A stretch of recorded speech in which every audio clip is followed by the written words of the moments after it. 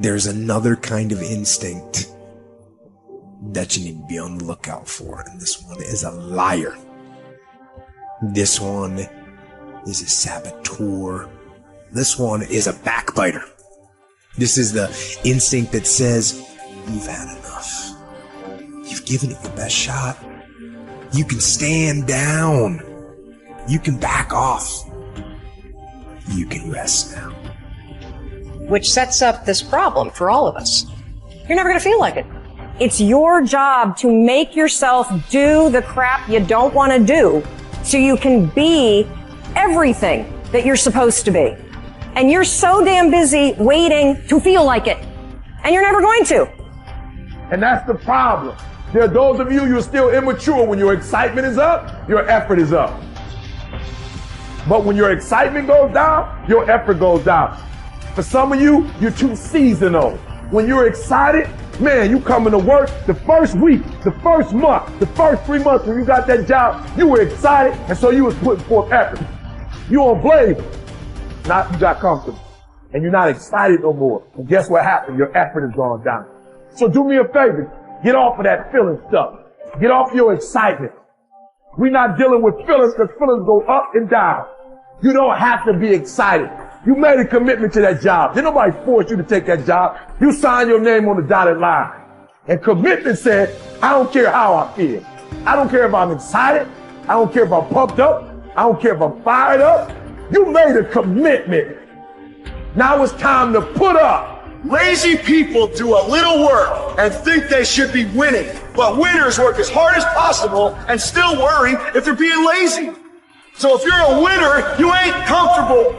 Every day I get up and give everything I got to everything I'm a part of simply because this is who I am. Like the only thing I need every day of my life is 86,400 seconds. That's it. Like I don't need some reward. Like the only thing I need is breath in my body and I'm flat out going, get it.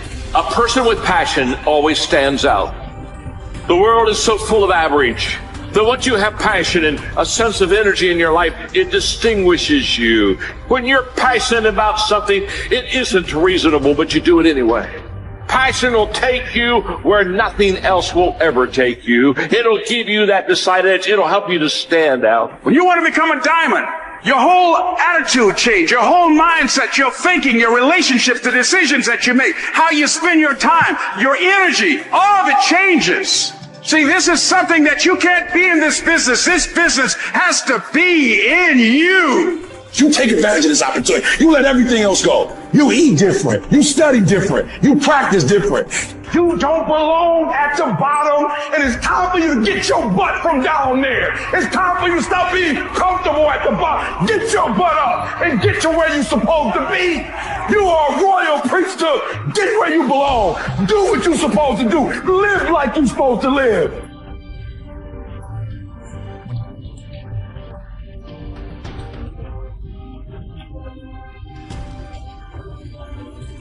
Get better every day.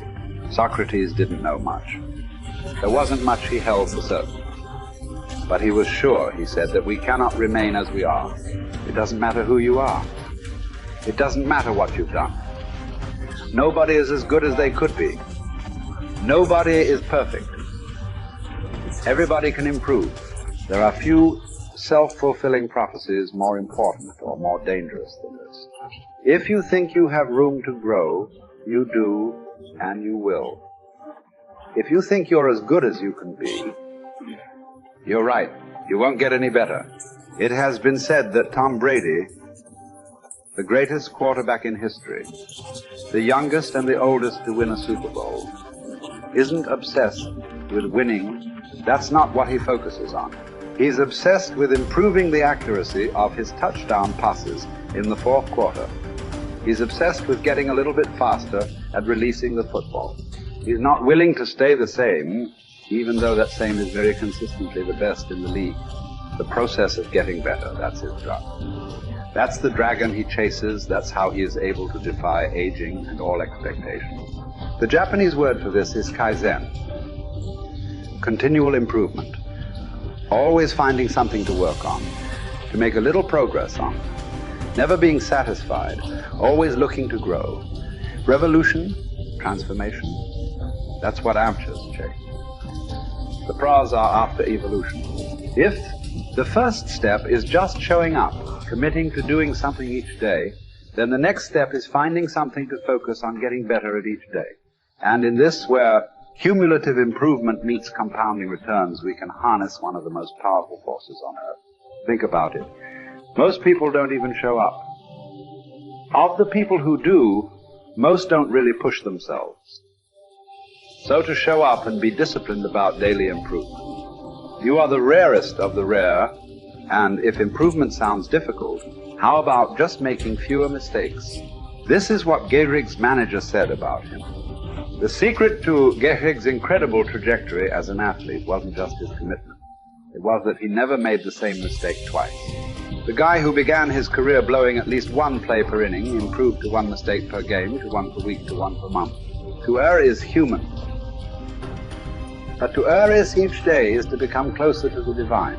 We not only hold ourselves to a standard, but we ratchet the standard up as we go. Just as with weight training, what we're lifting should be steadily increasing with each subsequent workout. Our unwillingness to be satisfied with our performance, to be done with our progress, is what keeps us from plateauing. It drives us forward. Is it a little discouraging that we never seem to arrive? That our standards rise just out of reach of our abilities? Absolutely not. We move the goalpost so the game doesn't get boring, and more important, so it never ends. Ultimately, this brings us more pleasure and more satisfaction. We reach heights we'd never have been able to see otherwise. Do you want to be rotting or ripening? Are you getting better? Because if you're not, then you're probably getting worse. Anyone, whether they're a professional athlete or a house cleaner, can get better at their job. You can get better at being a person, a citizen, a son or a daughter. You can get better at how you think, how you focus, what you think about. Just as one person delights in improving his farm and another his horse, Epictetus would say, riffing as it happens on Socrates, so I delight in attending to my improvement day by day. He said this as a man who clawed his way out of slavery. He said this from exile. He said this as one of the wisest men in the ancient world. And still, he was focused on how he could get better every day, in every way. One can imagine that for Epictetus, this discipline would have been extremely helpful in those dark times, because it gave him something to focus on, something only he controlled, not his master, not society, not his station in life. But this discipline is also helpful in the good times too, preventing one from getting too cocky or complacent. It doesn't matter what the scoreboard says, or the bank balance, or the sales figures, or the headlines. You know whether you're getting better or worse, whether you're making progress day to day. And if you are, wonderful. If you know there is room for improvement, also wonderful. Either way, your marching orders are the same. Come what may, success or failure, fame or misfortune. A focus on progress lets us look ourselves in the mirror with pride and ignore all the commotion in the background. It's the journey of a lifetime. In fact, that's the way to think about all of this. How much progress could you make if you made just a little each day over the course of an entire life? What might this journey look like? Where might it lead if each bit of progress you made presented both the opportunity and the obligation to make a little more progress, and you seized those opportunities, you lived up to those obligations each and every time? Will you choose to take this journey? Will you continue on, even when you've reached further than you ever thought you could go? Or will you stop there? Are you going to keep practicing? Or have you decided that this is good enough? That you're good enough? Will you remain as you are? Or become what you're capable of? Because once you stop getting better, there's only one direction to go. Do the best you can. The Emperor says in Marguerite Yourcenar's beautiful novel, Memoirs of Hadrian, do it over again. Then still improve, even if ever so slightly, those retouches. It's a beautiful irony. You're never content with your progress, and yet you're always content. Because you're making progress. What does it mean to live an infinite life? Clearly, our lives are finite. We're born, we die, we come, we go. But life is infinite. The game of life will continue with us or without us. Which means every single one of us has a choice. We don't get to choose the nature of the game. Life is infinite.